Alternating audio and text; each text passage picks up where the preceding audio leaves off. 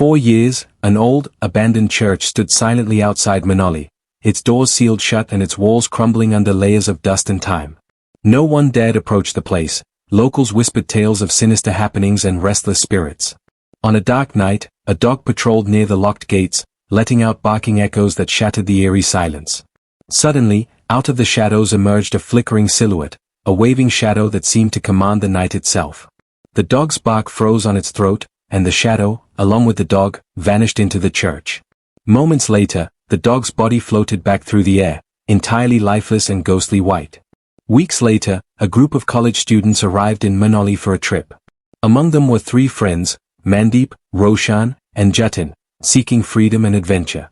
After a dull evening at the hotel, feeling treated like children by their teachers and chaperones, the trio slipped away into the cold night, wishing to explore more than the typical tourist sites.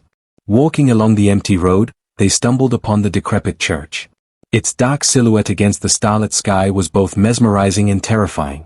The church looked oddly beautiful despite its decay, the perfect stage for adventure.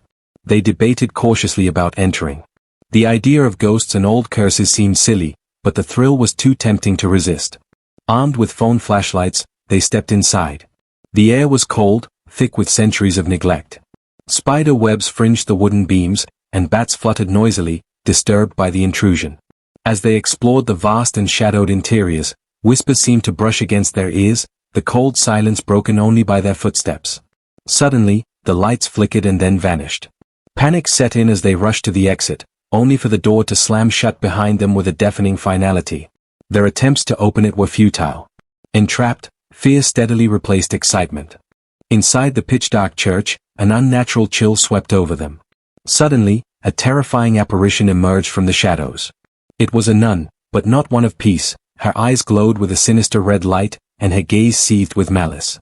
The 3 friends froze in terror as the spirit stared right through them. Jatin, the first to lose composure, fell to the ground. His skin grew pale and cracked, his eyes mirrored the nun's ominous red glow. Roshan and Mandeep tried desperately to help him but were met with the chilling realization that the nun's spirit had possessed their friend. Crawling on all fours, Jatin hissed and flicked his tongue in an eerie imitation of a lizard, the evil inside him rearing with cruel power. Mandeep pleaded with the spirit, begging for mercy and freedom. Holding tightly to his sacred Sikh Kara bracelet, he managed to momentarily repel the nun, whose form dissipated into smoke with a choking scream. Roshan revived Jatin, but the grip of darkness had taken a terrible toll. In desperation, Mandeep turned his gaze to nearby religious icons, a crucifix and holy water, known to chase away evil once and for all. As he recited prayers, the church gradually lit up, and a priest appeared, summoned by the sacred energy. With holy water and fervent prayer, the priest purified the space and trapped the nun's wandering soul into a statue of Jesus, freeing Jatin from possession.